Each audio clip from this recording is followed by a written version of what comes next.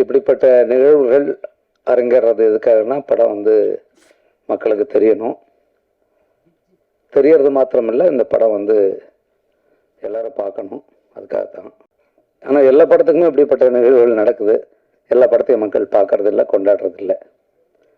ஆனாலும் வீரபாபு போன்ற ஒரு மனிதர், மாமனிதர், அவர் இந்த திரைத்துறைக்குள்ள வரணுமா அப்படிங்கிற நினைச்சல நான் ஒரு ஆள். காரணம், அவரை போன்ற ஆளுமைகள், ஒரு வல்லுனர், எந்த பல்கலைக்கழகத்தாலும் உருவாக்க முடியாதவர்கள், எந்த கல்வி திட்டத்தாலும் உருவாக்க முடியாதவர்கள். ஒவ்வொரு ஆண்டும் தமிழகத்தில் ஆயிரக்கணக்கான தமிழ் மரபு மருத்துவம், சித்த மருத்துவ மாணவர்கள், மருத்துவர்கள் தேர்ச்சி பெற்று வருகிறார்கள். அவர்களுக்கு இடையில் இந்த தமிழ் மொழி குறித்தும், நம்முடைய இனம், மண் குறித்தும், குறிப்பாக இந்த தமிழருடைய அரசியல் குறித்தும் ஒரு தீர்க்கமான பார்வை கொண்ட ஒரு சிறந்த மனிதராக நான் அவரை அறியப்பட்டதால் நான் இந்த மேடைக்கு நான் வந்திருக்கிறேன். வீரபாபு இந்த கதையை என்கிட்ட சொன்னார் ஒரு நாள் காரில் பயணத்தின் போது. எதுக்கு இதை சொல்கிறாருன்னு எனக்கு தோணுச்சு. பிறகு நான் இப்படி ஒரு படத்தை எடுக்கணும் அப்படின்னு சொன்னார். எனக்கு அங்கேயே இறங்கி வந்துடலாமான்னு தோணுச்சு எனக்கு. ஏன்னா அவர் எப்படி காப்பாற்றுறது எனக்கு தெரியல. என்ன சொன்னாலும் அவர் நிறுத்துகிற மாதிரி எனக்கு தெரியல. ஏன்னா இன்றைக்கு வந்து இந்த சினிமாவால், அதாவது இந்த திரைப்படக்கலை கண்டுபிடிக்கப்பட்டது வந்து ஒரு மக்களை மேன்மைப்படுத்துவதற்காக, முன்னேற்றுவதற்கான ஒரு கலையாகத்தான் கண்டுபிடிக்கப்பட்டது. ஆனால் அந்த கலை இன்று அப்படி இருக்கிறதா? அதுதான் கேள்வி.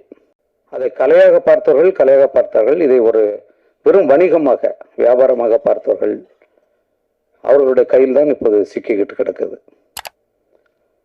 அதனால் இந்த கலையாக எடுக்கிறவங்களுக்கு இங்கே வேலை இல்லை. இவர் சிறந்த படங்களை நீங்கள் பாருங்க அப்படின்னு சொன்னாலே ஒரு மாதிரி பார்க்குறாங்க. அதுதான் அங்கே பிரச்சனை. நல்ல படம் பாருங்கன்னாலே கொஞ்சம் ஒரு மாதிரி பார்க்குறான். அதாவது இந்த படம் பார்க்கவே கூடாதுங்கிற படத்தை தேடி பிடிச்சி பார்க்குறதுல முதன்மையானவர்கள் தமிழர்கள். நீங்கள் பார்த்தீங்கன்னா தெரியும். எந்த படம் நம்முடைய குழந்தைகளுக்கு காட்டக்கூடாதோ, எந்த படம் நம்மளுடைய மனத்தை சிதைக்குமோ, எந்த படம் நமக்கு அதாவது பின்னடைவாக இருக்குமோ, அப்படிப்பட்ட படங்களை ஊக்குவிப்பவர்கள் நம்முடைய தமிழர்கள் மாத்திரமல்ல, இந்த ஊடகமும் கூட.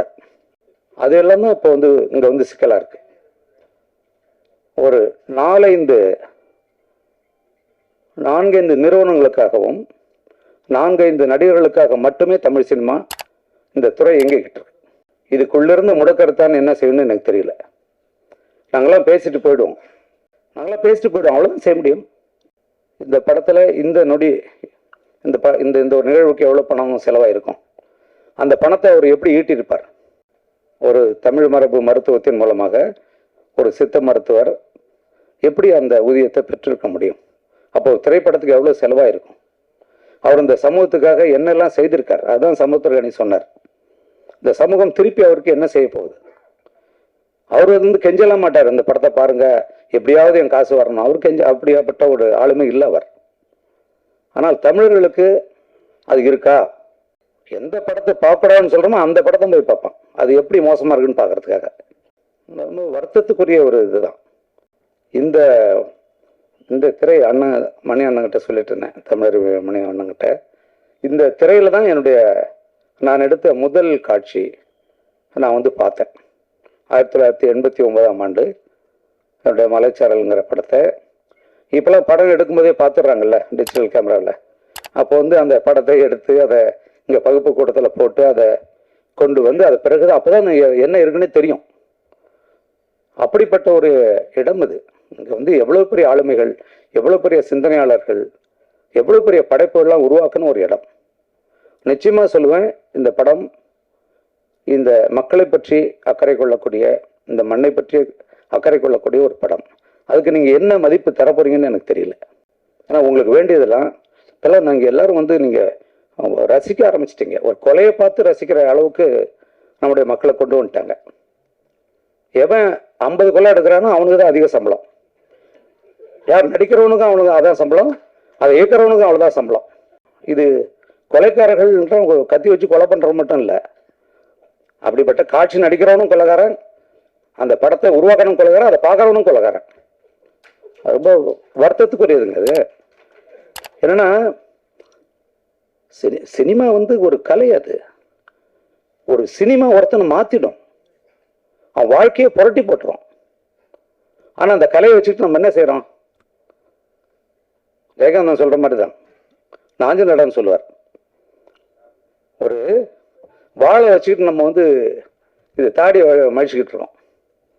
அது போரிடக்கூடிய ஒரு வாழ் திரைப்பட கலை. அதை வச்சுக்கிட்டு மயிரை வழிச்சுக்கிட்டு இருக்கோம். நம்ம மிக ஒரு முக்கியமான ஆள் அவர்.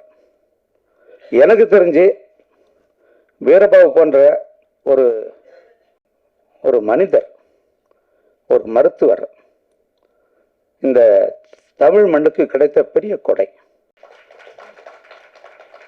மிக முக்கியமானவர். அதுக்கு மேல ஒன்றும் சொல்றதுக்கே இல்லை. ஒருத்தர் சொல்லுவாரா, நான் இதை செஞ்சிருக்கேன் அதை செஞ்சிருக்கேன், அது யார் சொல்லுவான்? ஒரு வியாபாரி சொல்லுவான். அவர் சொல்ல மாட்டார். உயிர் தாங்க ஒரு மனிதனுக்கு முக்கியம். உயிர் போகுதுன்றப்ப ஓடி எங்க விழுறோம்? மருத்துவர்கிட்ட. நான் என்னுடைய பத்திரக்கோட்டை கிராமத்தில் நான் இருக்கிறப்ப நான் 75ஆம் ஆண்டு நான் சென்னைக்கு வந்தேன். அப்போ பார்த்தீங்கன்னா நாங்கள் ஒன்று இப்போ பண்ருட்டிக்கு போவோம், இல்லை கடலூருக்கு போவோம், இல்லை பாண்டிச்சேரிக்கு போவோம் மருத்துவர்களை பார்க்கணுன்னா. இப்போ எங்கள் ஊர்லேயே வந்துச்சு எல்லாம். இப்போ தமிழ்நாட்டில் அதிகமாக இருக்கிற கடை எதுன்னு நினைக்கிறீங்க? மருந்து கடையும் குடிக்கிற கடையும் தான். ஏன் இவ்வளோ கடை தேவைப்பட்டது? ஏன் அதுக்கு முன்னாடி இல்லை? நம்மளாம் நீட்டுக்காக போராடிக்கிட்டு இருக்கோம், நீட்டை ஒழிக்கணும்னு. மருந்து கடை வேணான்னு ஒழிக்கணும். நோய் இல்லாமல் இருக்கிறதுக்கு வழி பாருங்கடான்னா, நோய் வந்த பிறகு அதை சரி பண்ணுற டாக்டர் உருவாக்குறதுக்கு போராடிக்கிட்டு இருக்கோம். நம்ம தமிழ் உணவு நம்மகிட்ட இருக்கிற எல்லாமே இலை பட்டைகள், என்ன சொல்றது, வேர்கள் அனைத்துமே மருந்து. அதையெல்லாம் நம்ம ஒழிச்சு தள்ளிட்டோம். அயோத்தியாசர் பேரால ஒரு சித்த மருத்துவ ஒரு 700 கோடியில தாம்பரத்தில் வந்த பிறகுதான் இது இந்தியாவுக்கு தெரிய வந்தது. அது பிறகுதான் அதுக்கான அங்கீகாரமே வந்துச்சு. ஒரு பெரிய ஆள் எனக்கு அவரை அறிமுகப்படுத்தின சைவதத்துறை சைமன்னா நான் மறக்கவே மாட்டேன். அவர் ஒரு முக்கியமான ஒருத்தர். எதுக்காக சொல்ல வரேன்னா, இந்த இடத்துல நிறைய பேர் தமிழ் மக்களுடைய பணத்தை பிடுங்கிறதுக்காக மட்டுமே படம் எடுக்க வந்திருப்பாங்க. அவர் வந்திருக்கிறது வேற காரியம். அவர் பெரிய காரியத்தை பண்ணியிருக்கார்.